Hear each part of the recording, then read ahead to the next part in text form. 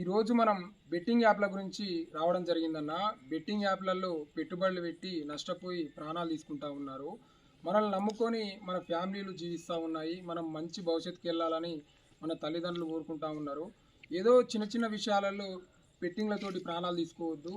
మనల్ని నమ్ముకొని మన ఫ్యామిలీలు ఉన్నాయి కాబట్టి దాని గురించి కొంతవరకు ఆలోచించాలి. ఏదైనా అప్పులు చేసినట్లయితే మన ఫ్యామిలీకి చెప్పుకోండి. ఫ్యామిలీలు మనల్ని సాదుకొని తీర్చుకొని మనల్ని ముందుకు తీసుకుపోతాయి కాబట్టి అదొకటి ఆలోచించాలి.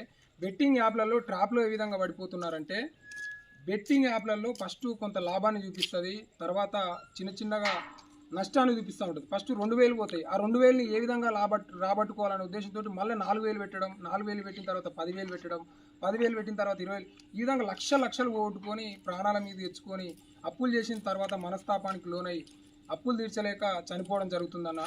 ఇది బెట్టింగ్ యాప్ల గురించి నేను చెప్పదలుచుకున్నా. ఇంకోటి ఏంటంటే, ఈ మనం చూస్తున్న చిన్న చిన్న పిల్లలు కూడా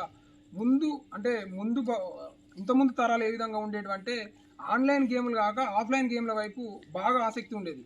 ఎప్పుడైతే ఐపీఎల్ స్టార్ట్ అయిందో, ఐపీఎల్ స్టార్ట్ అయిన కానించి ఆన్లైన్ గేమ్లు ఎక్కువగా వచ్చాయి. ఆన్లైన్ గేమ్లతో పాటు బెట్టింగ్ యాప్లు కూడా వచ్చాయి. ఆ బెట్టింగ్ యాప్లలో లింకులు ఒత్తడంతో బెట్టింగ్ యాప్లు ఓపెన్ కావడం, తర్వాత దాంతోపాటు ప్రమోటర్లు కూడా ఎక్కువ కావడంతో ఈ బెట్టింగ్ యాప్లలో పెట్టుబడులు స్టార్ట్ కావడం.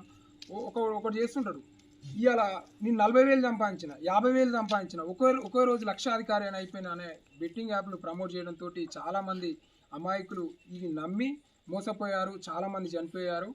ఈ ముందు ఇలాంటి సంఘటన జరగకుండా చూడాలి. బెట్టింగ్ యాప్ల గురించి మీ అభిప్రాయం? దయచేసి బెట్టింగ్ యాప్ ఆడొద్దని కోరుకుంటున్నా. ఈ ఆర్కే ఫార్మర్ అన్న ఈ ఎల్లంల చుట్టుపక్కల ఉన్న ఒక ఆయన బెట్టింగ్ ఆడి చనిపోయిన దగ్గరికి తీసుకువెళ్ళాడు. వాళ్ళ ఇంట్లో వాళ్ళు అందరూ ఆయన చనిపోయడానికి మొత్తం అందరూ బాధపడుతున్నారు. దయచేసి బెట్టింగ్ యాప్ల జోలికి వెళ్ళొద్దని కోరుకుంటున్నాను.